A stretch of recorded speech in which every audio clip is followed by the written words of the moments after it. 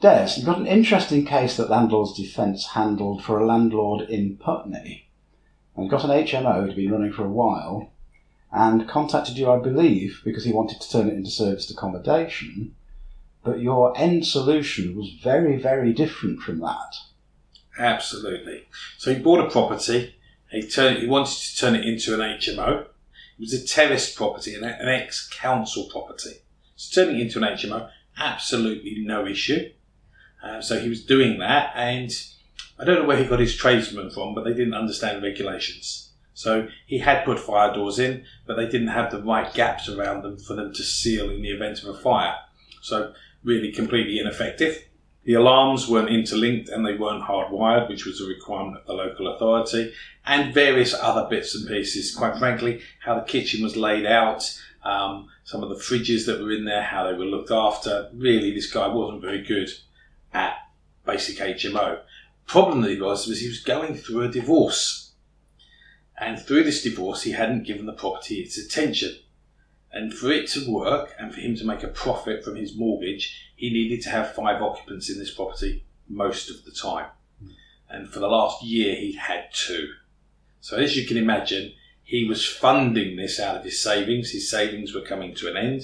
So he didn't know what to do next. So the next thing he thought was, well, what about service accommodation? I've heard there's loads of money in that. So that's when he called us, wanting to know what was required legally. Now, first of all, it's a leasehold property because it's ex-council. And his council for this particular property would not allow subletting or short-term lets, with paying guests. But he'd ignored that completely. He didn't even look at the documentation. Second thing was this property wasn't fit for purpose for that. A lot of work needed to be done. So our advice to him was to sell the property because he was going through a divorce. So that's what we advised him to do. And he went off and put the property on the market. We haven't spoken to him since. We gave him the advice he needed. And quite frankly, sometimes that is the best answer. He needed to stop the hemorrhaging of his money.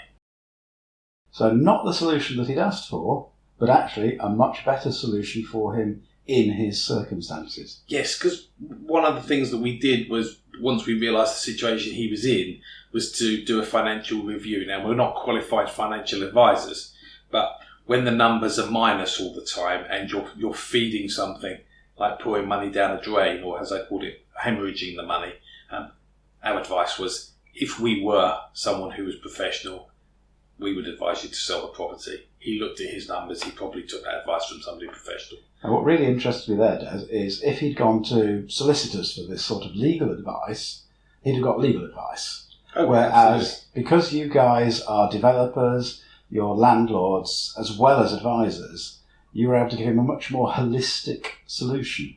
We see this all the time, is that if you just look at what's in front of you, yes, but with property you've got to look holistically. We're dealing with human beings here, we're dealing with lives here, and it worked out very well, and the people that were in the house were explained that they needed to move out when the property was sold, and they were easy with that. And I guess he probably sold it relatively quickly because he never came back to us. That sounds like a good solution. Thanks, Des. Absolutely.